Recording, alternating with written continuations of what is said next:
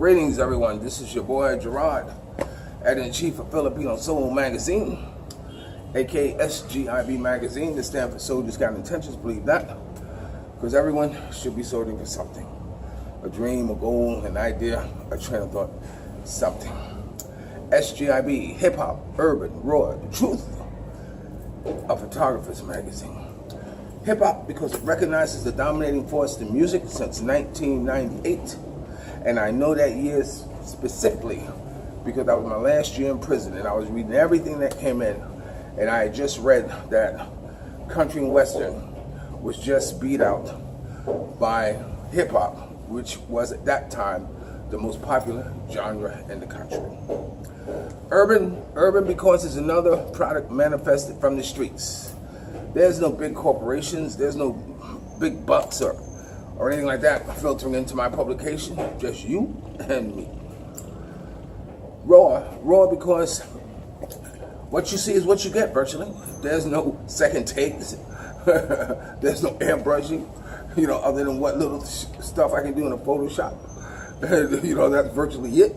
Unless it's sent in airbrushed already, there's nothing I can do. And speaking of which, images being sent in to me, I will not put an image in my publication unless I actually know that the person in that image is actually that person.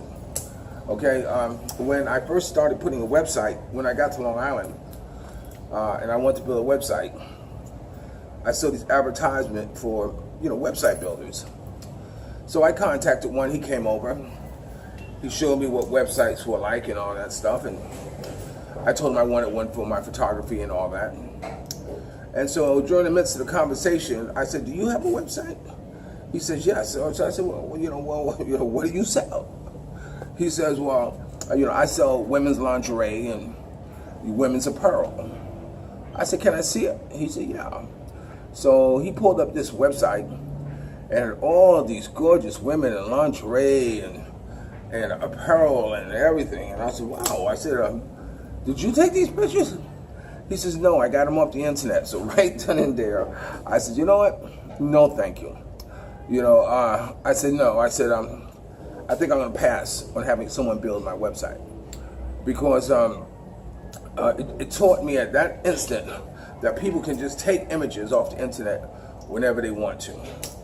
That's why often the time when you see me post an image from my personal collection, there's usually a lot of text on it. Diana had asked me one time, the mother of my kids, she says, "Why do you put so much on writing on your pictures?" I said, "Because that's to make sure nobody can steal it. If someone wants to go to the trouble of removing all that text to get a clear version of my image, God bless you, you can have it. But otherwise than that, I always deface them by using that as my watermark." So I didn't have a website built. The truth is because it pays homage to Bonnie Hilton Sweeney and the Godfather soul, Mr. James Brown, because that was the name of his publication called The Truth. And to me, that represents that whole era of energy at that time in the music industry. In fact, after I finish, when I start working out, I'm going to work out in the atmosphere of Mr. Brown's song. Often the time, artists who we don't hear anymore or who are not making the charts, that doesn't mean that they're not still recording. I was a big Earth, Wind and Fire follower. In fact, I must have seen them perform about 3-4 times. And in the 90s, when they weren't performing or cutting new material, or they weren't on the charts, shall we say, I later found out that they were still recording. So I started ordering, while in prison, a lot of their recorded music, or their studio albums. And man, let me tell you, they still had it. It was some of the most fantastic music. And it's unfortunately that they don't get played anymore like they once did, mostly knocked off of the conscience of the public, or the musical conscience by hip hop and rap. the Godfather Soul, Mr. James Brown, I worked on his last project with him. It was called The Next Step. I did promotions with him when he was in Harlem, when he was in New York. You know, I followed, took pictures of it. I got him published in a newspaper, oftentimes signing autographs or signing his little Godfather Soul doll, giving gifts to children and the handicapped, and it was nice. It was really nice. Well, that project was called The Next Step. If you happen to get your hands on it, there's one song on there called "Why Did It Happen to Me?" "Why Did It Happen to Me?" I think is one of the best songs that what he's done. It was very much a crossover song, if given a chance. But I'm gonna play it, and you're gonna hear it say, why I gave you the best years of my life. All I ever wanted to do was treat you right. I guess that what I had wasn't good enough for you. So tell me what you want me to do. Okay, so anyway, so in that song, you'll hear him say, at the end of it, "Thank you, Mr. Bobbit." Mr. Bobbit was his road manager, and who was with him, was his manager. And I often spoke about Mr. Bobbit because Mr. Bobbit was my contact. After I was told Devontae to go cover him, then I would call Mr. Bobbit, and then Mr. Bobbit would make sure that all my arrangements of what I needed was afforded me. And on the same token, no matter where he was performing in the world, whether if I was there or not, if you could convince me that you were going to go to the show, if I put your name on the guest list, because Mr. Bobbit did not like no shows, that VIP could have gone to somebody a lot more important than what I was offering. I could have your name placed on the guest list, and you would get in to see the Godfather Soul show. Okay, so and again, I explained to you once about him. If he had 3 rings, one ring would be around. The first ring would be around Mr. Sharp, then Bonnie. The second ring would be around me, and the third ring would be around you. So in essence, that's how I viewed myself and my status as far as the Godfather Soul, Mr. James Brown. Okay, so the truth is that it's a photographer's magazine. A photographer's magazine that's all I ever am. That's all I've ever been once I chose to be a photographer.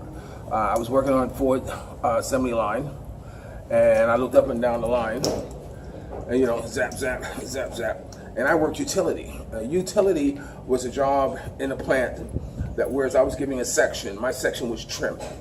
And if everybody came in to work, I was given an option to take 4 hours and go home, or I could go work in the executive garage. The executive garage was, cleaning cars and washing the executive cars and making sure all the glue was off of them, or after they've been driving them for a few days to clean them up for the next day.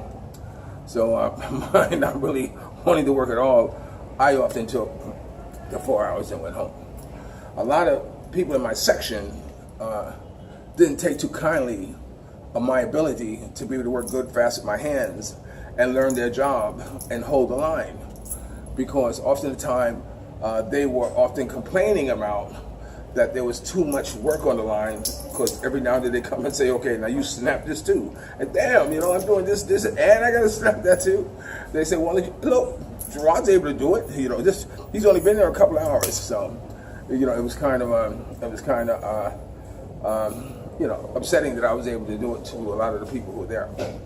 And so anyway, so I decided that this wasn't what I wanted to be in life. This was not what I wanted to do. It's easy to know what it is and what you do want to do. The hardest thing in life is to know what it is that you do want to do. I don't want to do this. I don't want to do this. But what do you do want to do? I don't want to go there. I don't want to go there. Well, where do you want to go?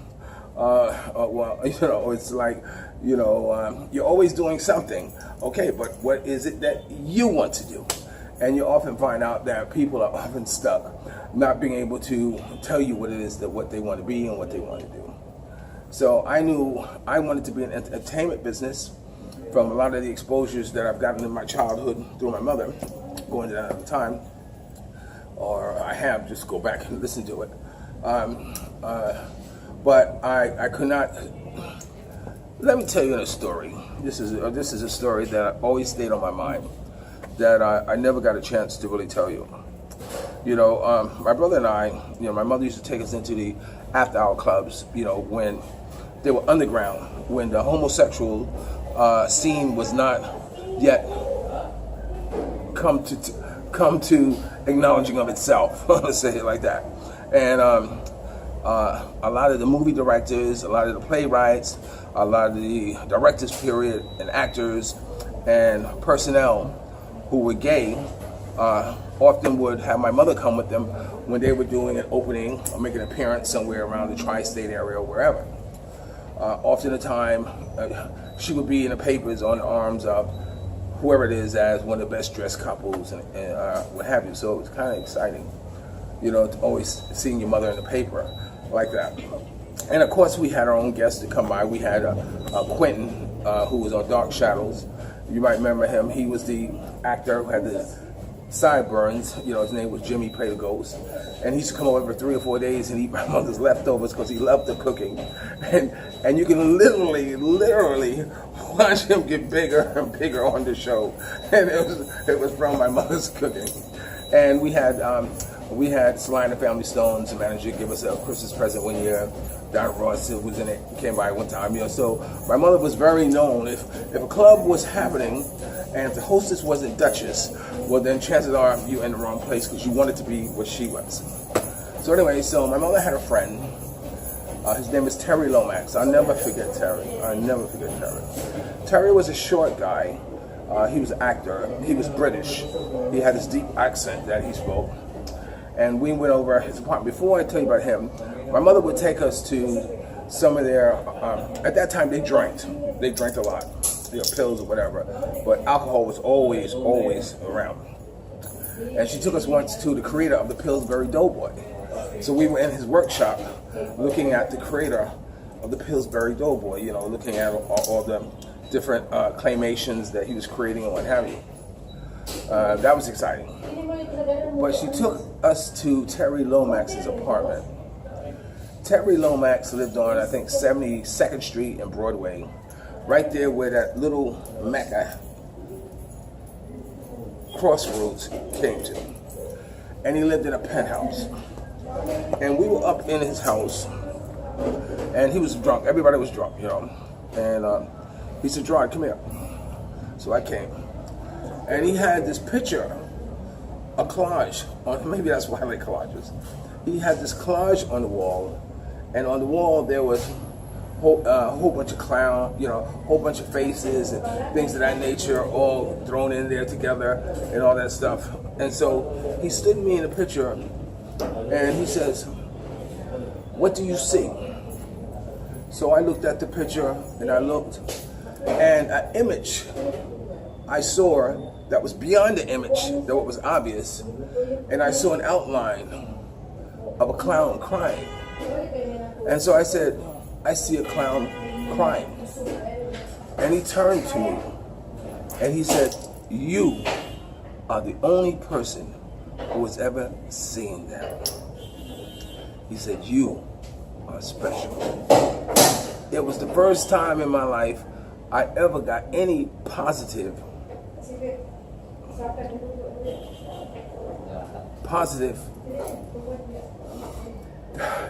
about myself directed toward me. Again, I never came from a household said I love you, all that. But it was substantiation to me that I was worth something. And he said that, you know, and he said it was so close, I could still smell the alcohol on his breath this moment. And when he said, "You are going to be somebody," I said, wow. 2 weeks later, he jumped out the window and killed himself, which was very sad. It hurt because that was a death that really hit me, because he was someone who endorsed me, gave me some type of substantiation of my existence. So because I couldn't sing, act, dance, and tell jokes, and still wanting to be in the entertainment business, I decided to pick up the camera. I met a couple of guys during the time when I was dabbling in being a pharmacist. They worked for Time magazine. One was a writer, one was a journalist. And one of my clients was a Colombian girl who was also my classmate. And she was very active in the social scene, and I'm there just delivering the pharmaceuticals. And I was talking to them, and I asked them what did they do, and they told me that he was a writer, the other one says a photojournalist, and it kind of lit a fuse. So I said to myself that I want to be a photographer. So because I figured photography would got me into the entertainment business, because everybody's going to need a photographer. So of course, when I did take the course, and I was driving a cab also while going to school and working for a motor company, I used to pass movie sets and go back and take pictures. And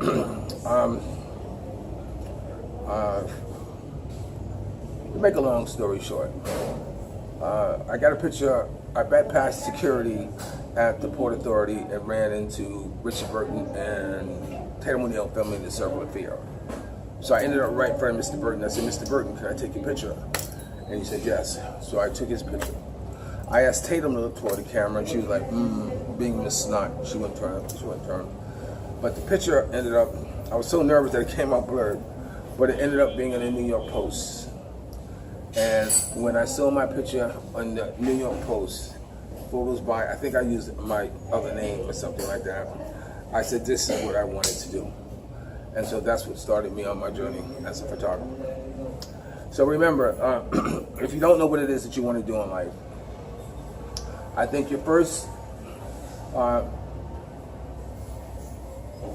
choice is to decide where you want to be in life. We all can't be astronauts. We all can't be in a space shuttle flying up into the heavens.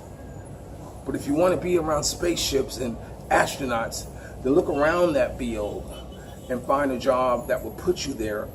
At least you'll be in the environment that you would want to be. I don't care if it's cleaning off the shuttle. At least you are where you want to be. So the question no longer becomes what you want to do in life. The question should first come where you want to be in life. If you want to be in the ocean, 1,000 leagues under the sea, exploring, looking for treasures and looking for unusual sea creatures, then okay, then that's where you want to be. So you may not be the one who's down underneath there, but you could be the one who's pumping the oxygen into their suit. Okay, so with that being said, I'm going to stop here. I'm going to play this song, The Godfather, so why did it happen to me? And hopefully, it won't get cut. Okay. I'll come back. I just want to get started on some workout.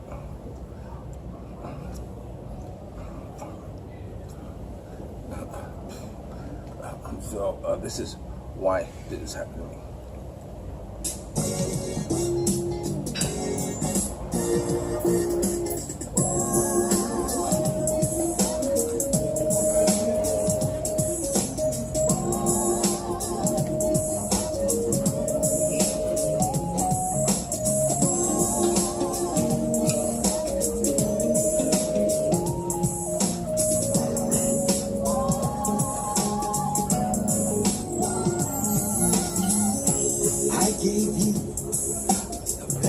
Of my life, all tried to do, treat you right.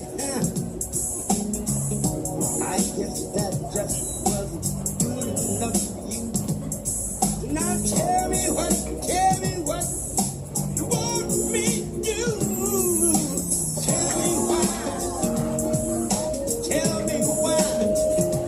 Tell me why.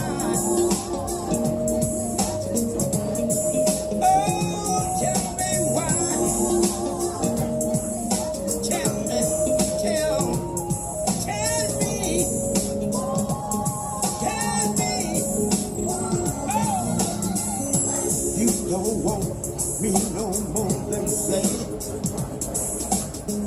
I'm gonna pack my bags, be on my merry way.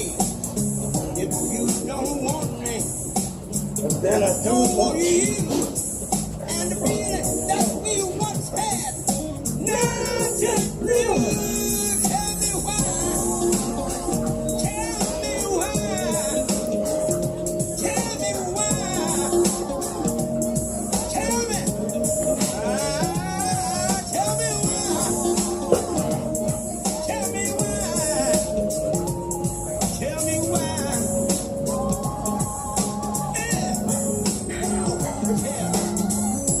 I'll be back on my feet someday. What you done to me, you have to pay. Remember, I'm the one who took good care of you, gave you everything, and then some too. Tell me why, oh why,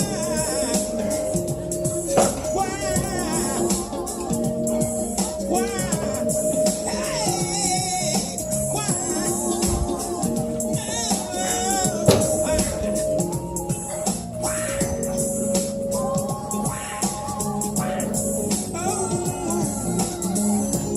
gave you love and laughter, only brought me pain. No one or nothing could ever take the place. I don't know why I can't keep your pace. Why? Tell me. Why?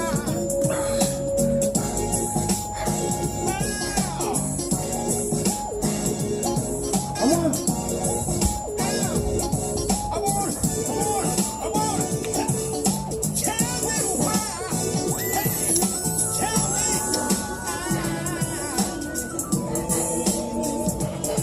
I got no love and laughter. I need it. Here we go. Thank you, Bobbit. Thank you.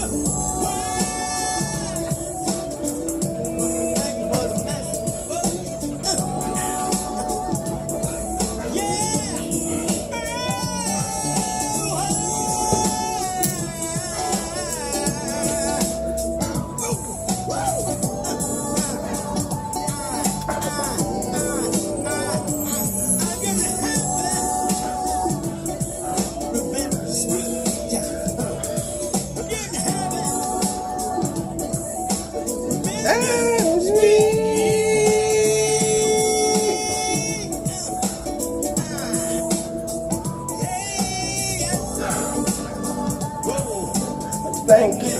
Thank you. I'm nothing but a blessing, baby. Nothing but a blessing, baby. I remember one time I said we should make a proclamation that every time you say the Godfather of Soul's name, Mr. James Brown, you have to say, Mr. James Brown, aye! At the end of it. When he passed away, I was on a cruise when I got the news that he had passed. It was very hurtful, of course.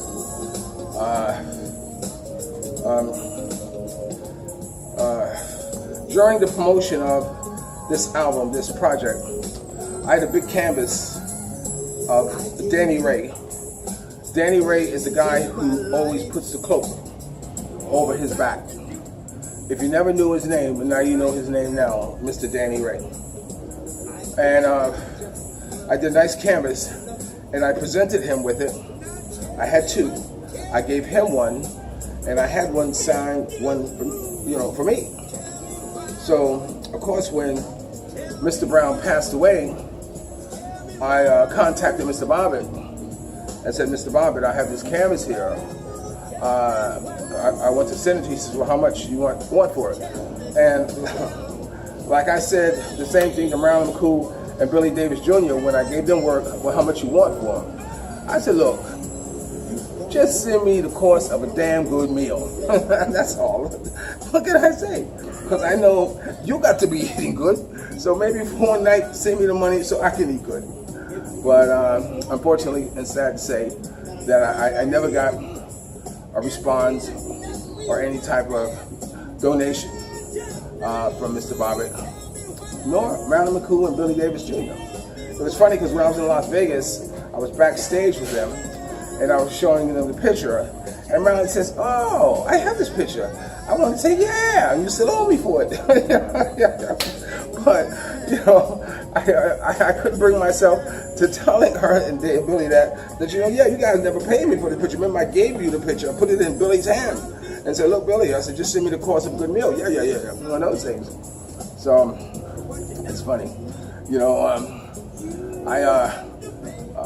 I still owe Randy Jones from the Village People. I still owe him $200. I was surprised him to pay him. So anyway, this is Gerard L. And of course, Lionel Richie owes me $200 from his project I worked on with him, with his background scene with Norman Winfield. Norman Winfield was the one who was supposed to give me the money. I said, "Oh, Lionel had to go away. You're not worried about $200. I said, "Yes, the hell I am." You know, why is it always in 200? So I wonder. Something fraudy about that. Okay, this is Gerard in Chief of Filipino. Oh, let me tell you about last night. Last night, yesterday, we were supposed to go to Mac 10. There was a restaurant there, very, very popular restaurant. Mainly because of the reason that it's the only one in the Philippines that have live cockfighting while you're eating, you know, so not to the death, but cockfighting nevertheless. And I called the crew together, the promotional crew together, and we head out.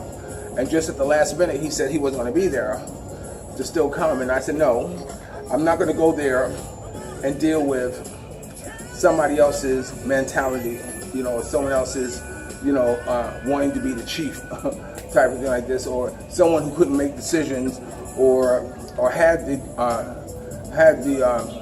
order given to them, you know, for me to have carte blanche in his club or his show." So I opted not to do it, and we'll do it another time. But not to disappoint my crew, we were all together. I said, "Okay, come on, we'll go to this other club. You'll just go have dinner, and hopefully we get some promoting done." You know, but unfortunately, you know, Murphy's Law, what can't go wrong will. You know, not speaking the language is, it's definitely a handicap. You know, and because you could be telling someone what it is that you want to say, and they'll be saying, yeah, okay. And then you walk away thinking, okay, they got it, you know. Come to find out they didn't get it. So, which leads for a very lot of frustration. I said, "Wait, I thought we just said," you know what I'm saying? But, you know, again, you know, I can never be disappointed. You can't disappoint me. No one outside of this can disappoint me. The only one who can disappoint me is myself. And remember that. When they talk about self-esteem, it's self. It's how you feel about yourself. No one else can hurt your self-esteem. No one else can do it. That's why they call it self. Okay? And remember, like Ollie Woodson once sung, "And treat her like a lady," former lead singer of the Temptations. Hello, Rhonda Woods, which is his wife's name, and the two children. Both of them are excellent singers. Victoria and the rest of the crew. If you're lucky enough to have a good woman, treat her like a lady. And lady, if you're lucky enough to have a good man like me, make him feel like a king. We had a wonderful time, all in all. I did interview the crew, so I'll post that and you'll see that. Okay, and remember, I will always love you more. Yeah, I love you like a love song, baby. Let me finish my workout. I'll talk to you later. Peace. To my aquatic part of it.